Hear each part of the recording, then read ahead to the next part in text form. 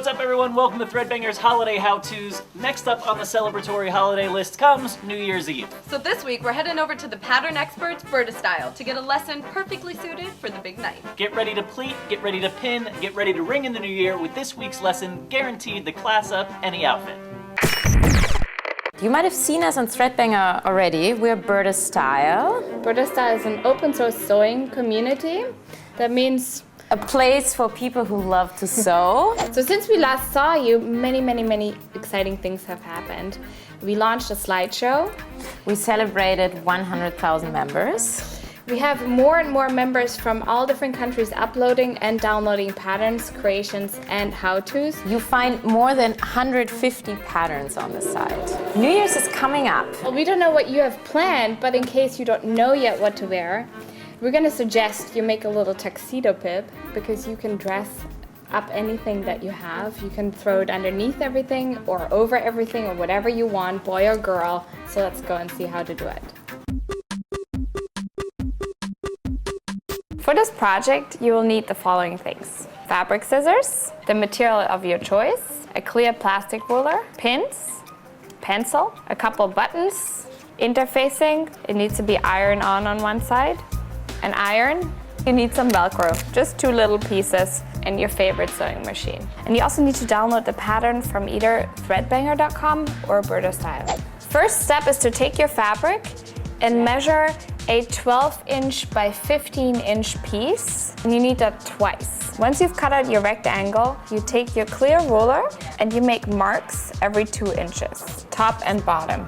Bring your rectangle to the iron board. The marks are here for you to be able to create a straight line from either side. Once you've folded it over, using those marks, you take your iron and you press it down.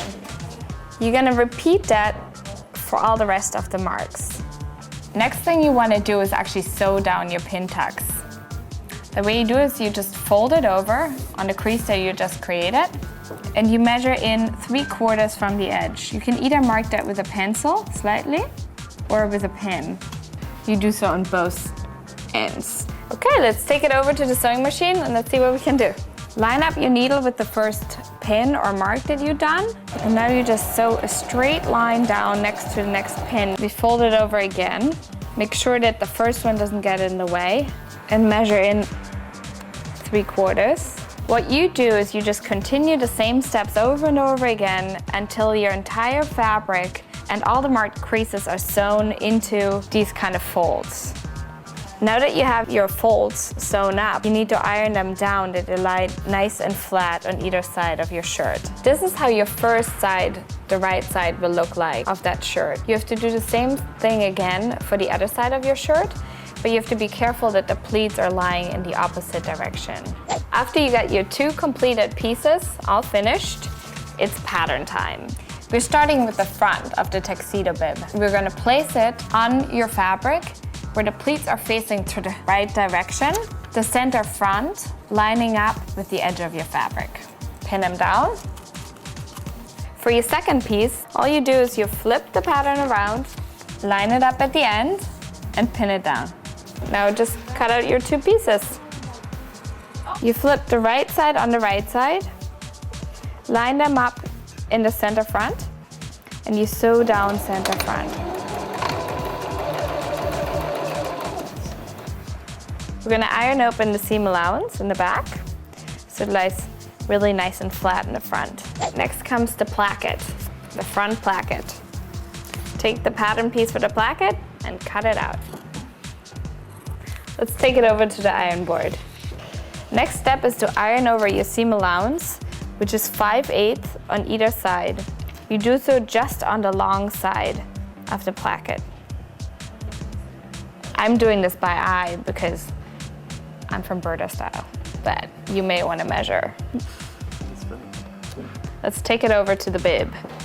The placket goes in the front of the bib to cover the front seam and to make it look like a real button line. Place it neatly on there that you cover all the stitches, and you can pin it on.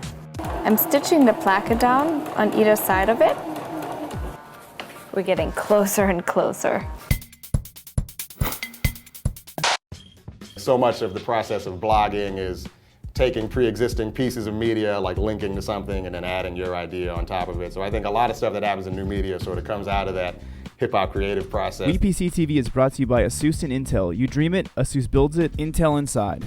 Your style, your hands. You're watching Threadbanger.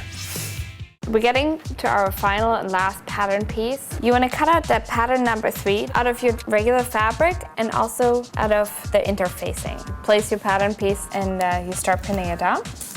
Cut it out. And now you have to do the same thing for the back. You get your 2 collar pieces cut out, and now you got to cut out another 2 of this for the inside. And now that you have your 4 pieces, you want to iron on the interfacing at the outside pieces. Place your interfacing on top of the wrong side of the fabric, but you have to be very careful to take the side that has the glue on, put it down on the fabric, iron it on till it sticks. You do it to both sides. Take your inside collar piece and place it with the right side of the fabric, wrong side, right side, on top of the right side of the outside collar pieces. We're gonna sew once around the top part and the front and back part of the collar using a seam allowance of 5/8. Done with your 2 collar pieces, you have to trim the seam allowance. And best is if you trim one a little bit shorter than the other, so that when you turn it, you don't have this thick bulk in there. Once you trim the seam allowance all around, trim each corner a little bit too. It'll help you with turning the fabric inside out. Now take this to the iron board and press it. It helps if you press the inside seam open. It's gonna make the edge nice and sharp. Pulling it out with a needle is just a little trick to get the seam allowance all the way out. A bias strip is a strip that is cut on a 45-degree angle from the edge of a fabric. You can use your ruler and you can line it up with the edge of your fabric. About 1.5 inches in, you measure your first line. This bias strip is gonna go once around the bib.